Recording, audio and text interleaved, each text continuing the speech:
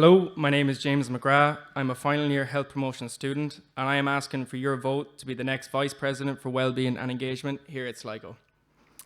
During my time here in Sligo, I have played for the ATU men's soccer team, recently becoming the team's captain. I have volunteered as a representative of the university to work with the Sligo Sports and Recreation Partnership. And today, I'm speaking to you as a candidate for this promising role. I've seen the potential this college has as a student who was here before the COVID pandemic. I want to bring back the community and family setting that this college once was. There are three key components I want to bring to this role. That is my experience in promoting health and well-being, my empathy for you, the students, and my passion, which I hope is displayed during this speech today. From a young age, I was too familiar with the pressures associated with sport and academic life, where results and performance were the top priority, and well-being and engagement were often overlooked. However, when I began studying in the field of health promotion, I soon realized that there was more to life than medals and honors. Every week during my voluntary sessions of wheelchair basketball, I saw firsthand the impact a simple, friendly, recreational game can have on the lives of those involved. To see everyone so determined with not letting their challenges stop them, they inspired my belief that everyone deserves the chance to be part of a team and to experience the joy that comes with being physically active. When I speak about empathy, I'm talking to you as a fellow student who knows and understands the effect these years can have on your mental health and well-being. In the digital world that we live in, the importance of human interactions has been lost, and so empathy is harder to find and experience. I would like this to change, starting with this role. If elected, I would implement an open door policy in the Students' Union whereby students can speak directly with their union representatives. I would like to conduct non-digital forums where students and class reps can have in-person meetings, as this will not only create a more efficient system, but will build rapport and establish strong, prosperous relationships. I would also like to work closely with the Vice President for Academic Life, as one of my goals is to promote neurodiverse support systems for students experiencing difficulties with their studies. Every year in ATU Sligo, many students come to this university with the hope of learning and progressing into their future careers. However, I feel it is just as, if not more important, that they feel welcomed and included in all aspects of life. The engagement aspect of this role, I feel, has been neglected in recent years. By establishing new, diverse, inclusive societies and clubs, I want to reduce social exclusion and encourage students to explore new ideas and opportunities. For mental health, I would like to distribute a mental health and well-being pack that I developed this year for third level students, and to promote suicide awareness and anti-bullying campaigns. I want to bring back exercise classes such as spinning for those who find the gym an intimidating place, and I'd like to develop a college cookbook to help students with money to save money and eat healthier. As far as sexual health, I want to continue spreading awareness through my Break the Stigma campaign, which you may have seen on the concourse just yesterday, to increase engagement and get rid of the stigma associated with sexual diseases. I want to increase the number of students and ambassadors for active consent and help prevent spiking in sexual assault. Actions speak louder than words. I've always believed this, and I feel that my experience and passion will back this up. I can't promise the world, but I can promise that I'm fully dedicated to this role and committed.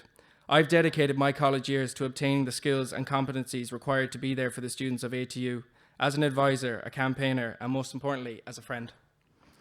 Thank you for listening, and remember to vote James number 1 for your next Wellbeing and Engagement Vice President. So the first one, you mentioned supports for neurodiverse students in your manifesto. What are the biggest issues facing neurodiverse students at ATU Sligo currently, and how would you go about trying to fix them? So I didn't just put this topic in for no reason. It's actually a big part of my family background was people with dyslexia and with attention deficit disorder. And I feel like it's not talked about enough. I recently attended a workshop this year about it, and it completely changed my perspective on how students with neurodiverse things see things. How would I go about fixing them? I would try to have more support for them. As I said, working with the Vice President for Academic Life, I feel like I can still implement things on this role by creating maybe more support systems. I would get in contact with the Learning Curve, who are up in Donegal.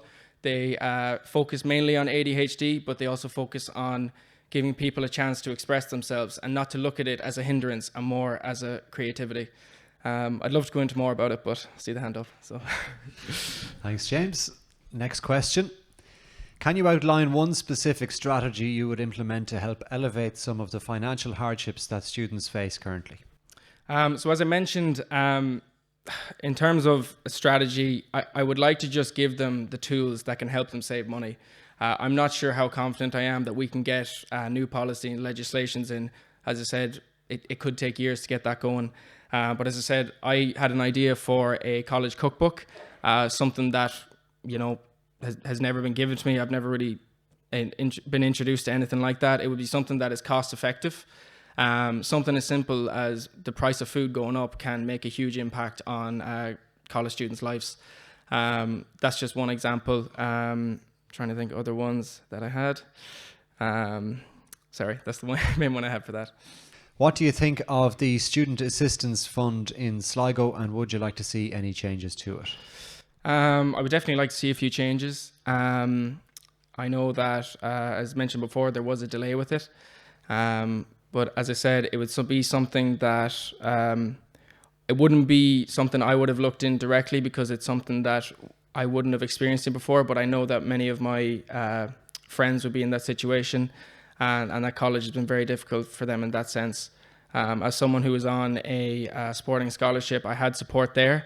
I think even in that case, there could be more done with that, because we've had great success in sport this year, and I think there needs to be rewards for that. But yeah, as far as that, it's something that I would like to get to know more about once I get into the role. Okay, and final question. How do you plan on combating spiking and student safety issues in Sligo? So as mentioned in my manifesto, one of my things that I'm key on doing is getting more ambassadors for active consent. What I was mainly thinking as well was getting more male ambassadors, because I feel like it has to be taught, it has to be put into society before it can be implemented. So it's a mindset. So obviously getting guys more aware of the situation, what to look out for. Because as mentioned before, it's mainly females that are being spiked. So yeah, getting more male ambassadors for active consent and starting campaigns. I've done the campaign process. I'd like to bring that into other areas. I focus mainly on sexual health, not so much spiking, but more sexual disease awareness. But I would like to bring that into spiking and student safety as well. Okay, James, thank you very much.